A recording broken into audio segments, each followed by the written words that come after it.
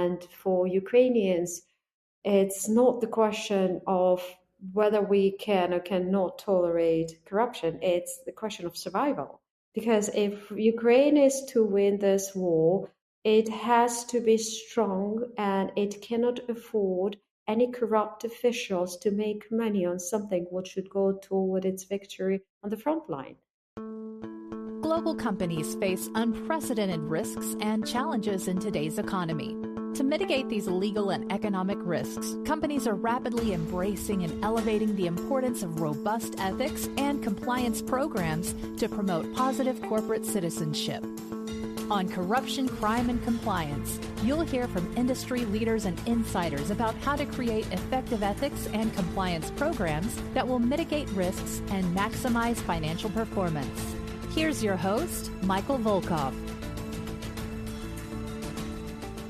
Well, welcome everybody, and we're really excited to have Halyna Senyk, and I hope I pronounced that correct, here today, who's going to talk to us about Ukraine and corruption issues and anti-corruption issues, and we're really glad to have you, Halyna. Thank you so much for joining us. I want to give a little bit of a bio background, but first off, thank you and welcome for being here. Hi, Michael. It's my pleasure to be here. You almost did okay with my name, but the last name is Senyk. Senyk. Okay, that's yeah. Well, that's good. Thank you. No. We got to make sure it's right from the beginning, and I appreciate that. So Halyna Senyk. But let me give a little background on Halyna. She's incredibly impressive in terms of her experience. She has a bachelor's and a first master's degree in international relations and international public law from Ukraine, followed by a master's degree in comparative law from the London School of Economics. She further pursued PhD studies at the University of Essex. With a background in international public law, comparative law, and international relations, Halyna has developed a career as an international lawyer and analyst. But even more interesting is her professional experience includes roles with Human Rights Watch, Amnesty International, various UN agencies, and nonprofit organizations, including the European Shoah Legacy Institute in the Czech Republic, which she led from 2014 to 2017. Since 2017, Halyna has been working at the CEELI Institute. What does that stand for, Halyna? Well, it stands for Central and Eastern European Law Initiative, but we call it CEELI Institute. CEELI Institute, fantastic. Yeah. The name comes from ABA CEELI project, which was run by American lawyers in Eastern Europe in late 90s. And later on, we stopped being part of ABA, American Bar Association. But the same people who were working at ABA CEELI, they decided that they want to create a non-for-profit organization in Prague. And that's how we became CEELI Institute. Fantastic. So you are based in Prague then? Well, the CEELI Institute is based in Prague, and it focuses on promoting the rule of law, like through professional training programs for judges, law enforcement, lawyers, prosecutors, civil society representatives, and investigative journalists. While its main activities are focused in Central and Eastern Europe, the Institute also develops rule of law and anti-corruption projects in Africa and South Asia. Side note, when I was at the U.S. Department of Justice, there were training programs that we participated in working with law enforcement, judges, prosecutors about criminal justice in Eastern Europe. It's absolutely an important function and an important work that you're doing with CEELI. So welcome, Halyna, again, and what an impressive background, and thank you for all your contributions to the rule of law, I guess would be a way of sort of shorthanding it. So we're grateful to have you visit with us today, and I thought in particular, and to discuss, your current work at CEELI, and in particular, the current challenges Ukraine, we're going to obviously focusing on Ukraine today, is facing regarding corruption. Can you sort of, and I think it's a very dynamic situation given the Ukraine war and the invasion by Russia, but can you sort of give us a background on how corruption risks have evolved during the last few years in the Ukraine? I think we should start with the process of which Ukraine started in 2014.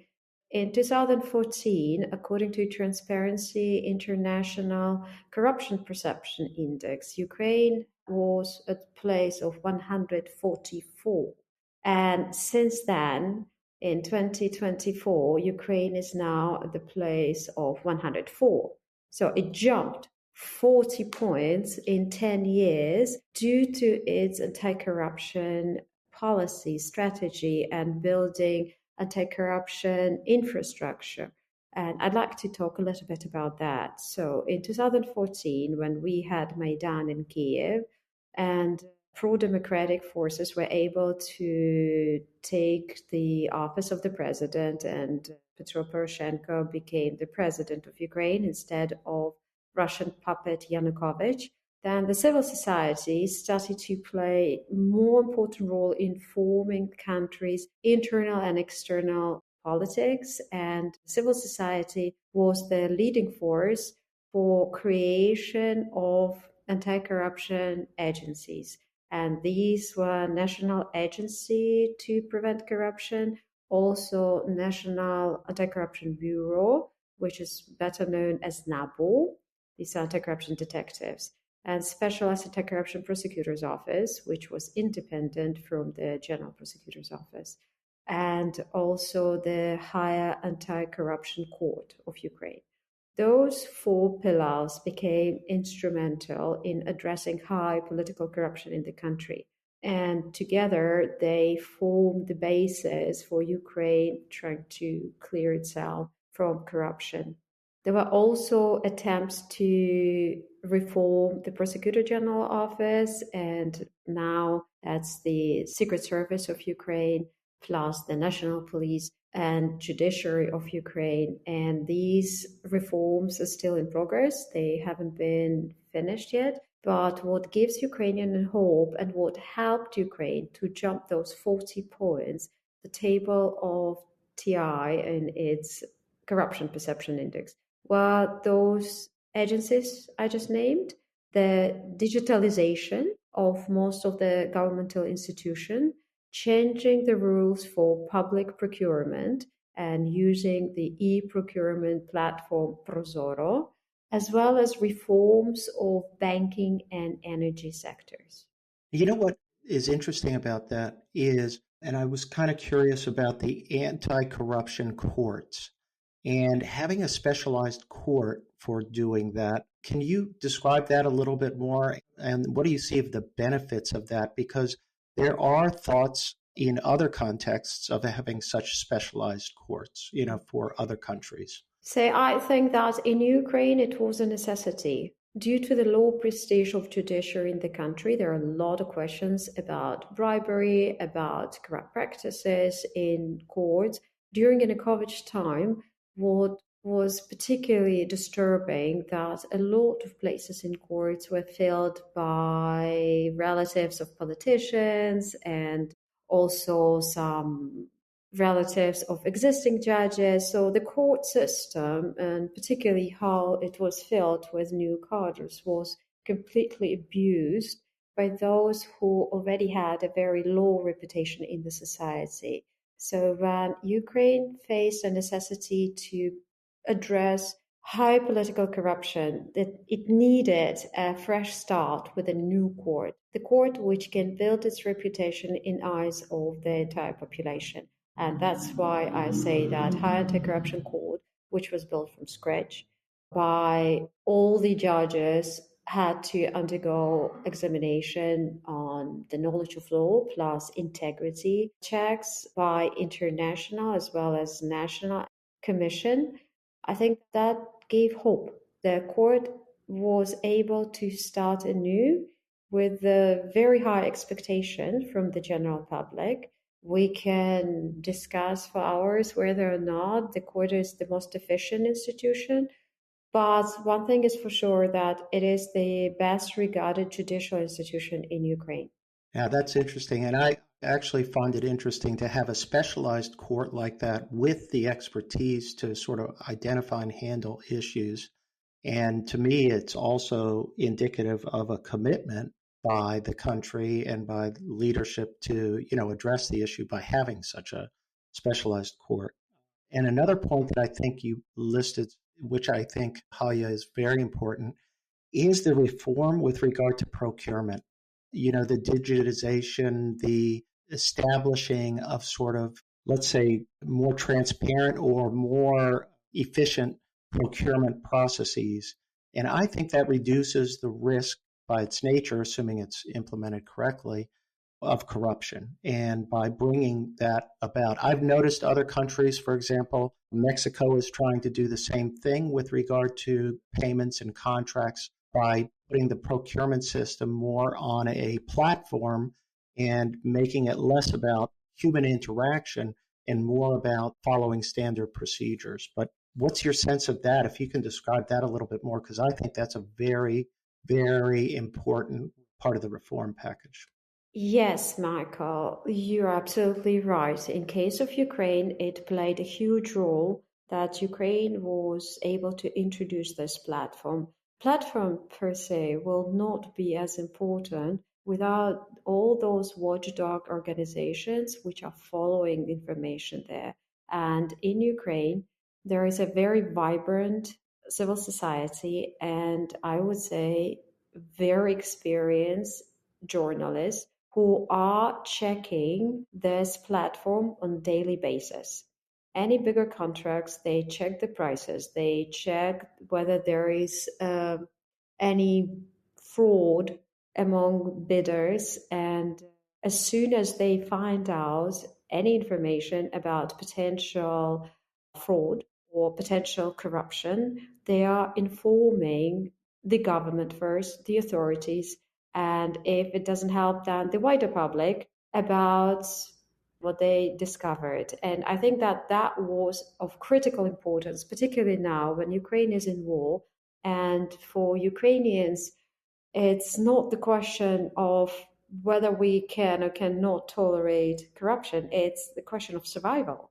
Because if Ukraine is to win this war, it has to be strong and it cannot afford any corrupt officials to make money on something what should go toward its victory on the front line.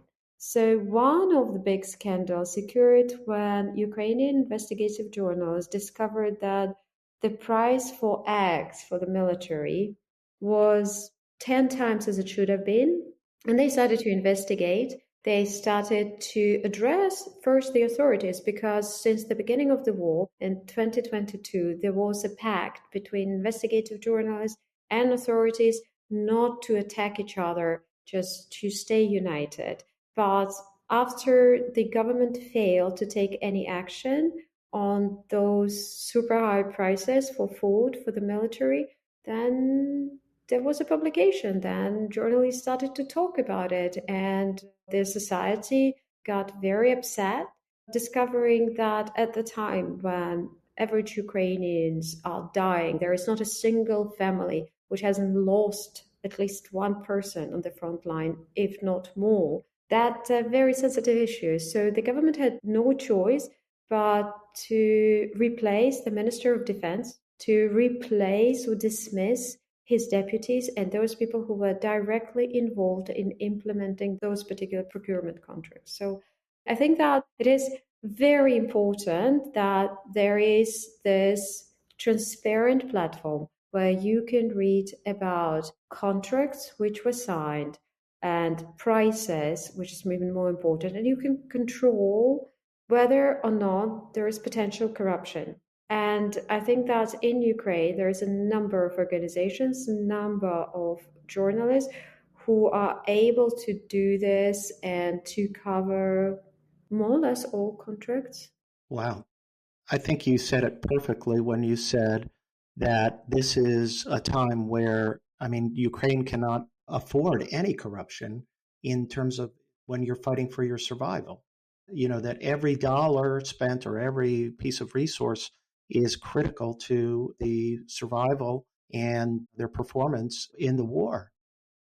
Talk about an imperative that a country has to do something and reform and tackle this difficult issue for survival, as opposed to other countries that are not facing the same set of challenges. So I think you make a critical point about the survivability and the importance of the anti-corruption effort. Yes, Michael, I'd like to add to this that Ukraine is heavily dependent on financial assistance from abroad. And, the image of Ukraine being the most corrupt country in the world has been explored by those who do not want Ukraine to get this assistance. And Putin himself in November 2023 said corruption in Ukraine is unmatched anywhere in the world. And that statement was repeated by Orban also many times. Every single time, Orban is the president of Hungary. So every single time he is trying to block EU support for Ukraine, he's using the same statement. At the same time, we know that Russia dropped big time from TI corruption perception index in the last 2 years. We know that Orban is also leading the country, which is considered to be one of the most corrupt in the European Union. So Ukraine needs to triple its effort, not just to present that it is able to have corruption in control and that it is open for assistance in fighting corruption. And I think that they are doing a good job because at the end of 2023, the head of the European Commission said that there are no questions to Ukraine because, as you know, Ukraine also applied for the membership in the European Union. And as a part of its admission criteria, it needs to fight corruption. So all those planned steps which Ukraine was supposed to take were taken according to the preliminary agreements and according to the time schedule which was discussed. So Ukraine continues to work hard on its anti-corruption status.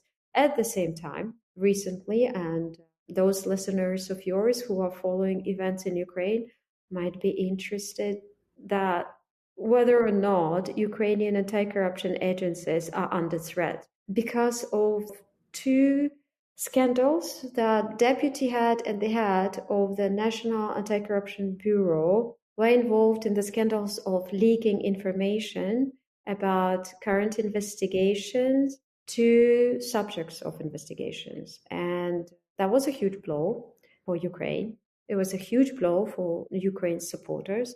But I have to say there is something optimistic in that criminal investigations against these leakages were opened by Ukrainians inside Ukraine, by the same institution. So Ukraine is capable of curing itself.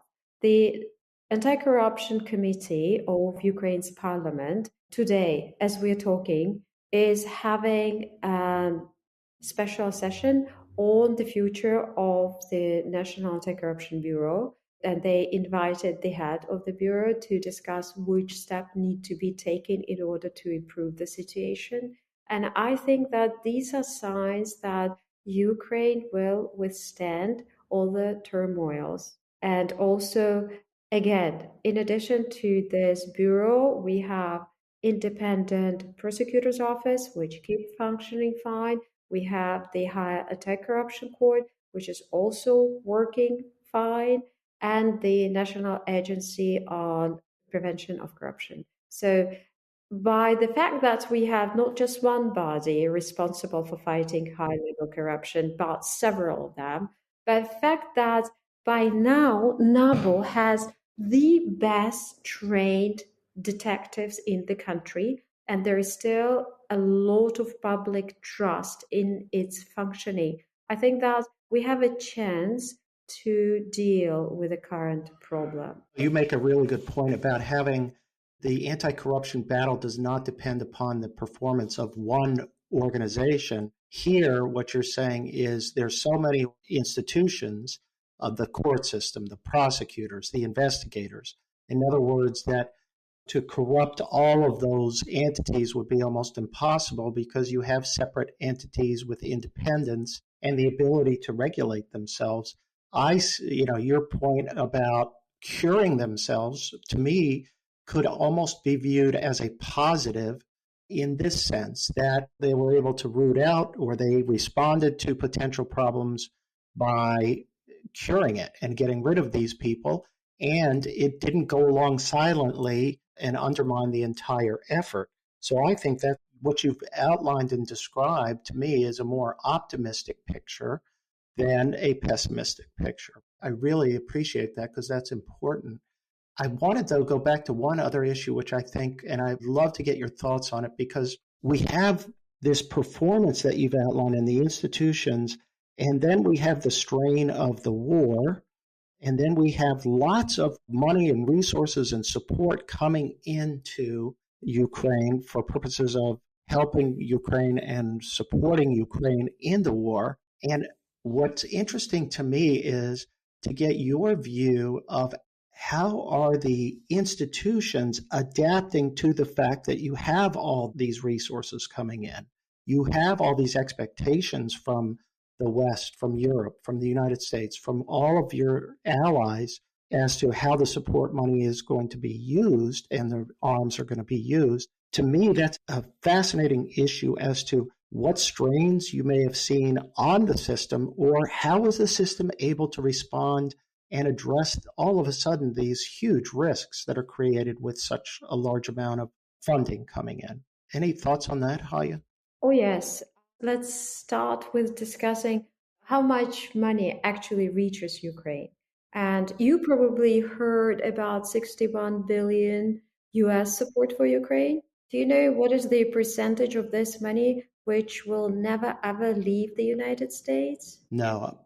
72%. And out of the total support which the United States is providing to Ukraine, 86% in total will stay in the United States. It will be spent on replenish military stockpiles, also security assistance, and it will be spent on the current US military operation and enhancing the capabilities of Ukrainian military. So a lot of the money which we are discussing will not leave the United States. And I think that is one of the measure on how not to overwhelm a country with a huge financial flow. Then another thing which you should also know that there are, for example, for EU money, there is Ukraine facility. It's a mechanism which consists of Ukrainian government, EU authorities, and they are controlling all the assistance which is coming to Ukraine from the EU. So there is no uncontrolled money flow which is going toward Ukraine, And then there is rapid damage and needs assessment, which consists again of the World Bank, Government of Ukraine, European Commission, United Nations, and they are making the list of damages to infrastructure, to energy sector in Ukraine, and they establish financial needs for recovery and reconstruction. So Ukraine is not dealing with all this assistance alone. There is a lot of supervision from donor countries and donor organizations, and all this assistance is being very, very closely observed to eliminate potential corruption risks. From your perspective, are there also resources or support being provided in terms of just the anti-corruption institutions? In other words, consulting and assistance and support to help the institutions that you've talked about. Are the allies providing that as well? Yes, absolutely. And here I'm very proud that I'm working for CEELI Institute, because our institute started in 2014 to provide specialized trainings for anti-corruption agencies in not just in Ukraine, but all over the region of Central and Eastern Europe. And we've been conducting trainings for investigators, for prosecutors, also for judges on important issues such as asset recovery, international cooperation, financial investigation, cybercrime, cryptocurrency tracing, you name it. So all these trainings, the objective of them is to support these anti-corruption institutions. And since most of CEELI Institute's trainings are regional, it's also a great opportunity for law enforcement and prosecutors to build their own personal individual networks where they can talk to their peers from other countries. And then when the situation occurs that they need support from Czech investigators or Polish prosecutors, they can directly contact them, very often even avoiding mlads, or in addition to request for legal assistance. They know whom to ask, they know how to get help. And this informal networking, I think that plays also an important role. Just to finish this, I wanted to say that Institute is able to provide this kind of assistance with the US government support. The State Department is providing us with grants so that we can reinforce further anti-corruption infrastructure in Ukraine. So, Halyna, thank you. We're getting close to the end, but I wanted to get your thoughts on sort of your view for the future and what needs to be done. Is there legislation, initiatives that you see as being necessary to maintain the momentum that's going on in the Ukraine in terms of the anti-corruption effort? So I will mention just few points from the recently developed strategic plan or action plan of the National Agency for Corruption Prevention. And these are optimizing functions of the state and local self-government authorities, digitalization, transparency of activities and data disclosure, then ensuring inevitability of legal responsibility for corruption and corruption-related offenses is another critical point. Forming corruption intolerance by education, by introducing anti-corruption compliance for businesses as mandatory, establishing culture of integrity and respect of law. I think that these are just some of the steps which need to be taken further in Ukraine. It's not that they are not taking, they are taking, but Ukraine needs to continue with this. Another big step forward would be the reform of the security service of Ukraine and making them do their intelligence, counterintelligence work without including them in investigating economic crimes. And further reform of judiciary of Ukraine would be also helpful. The support of the civil society oversight and civil society's role in reconstructing, rebuilding Ukraine.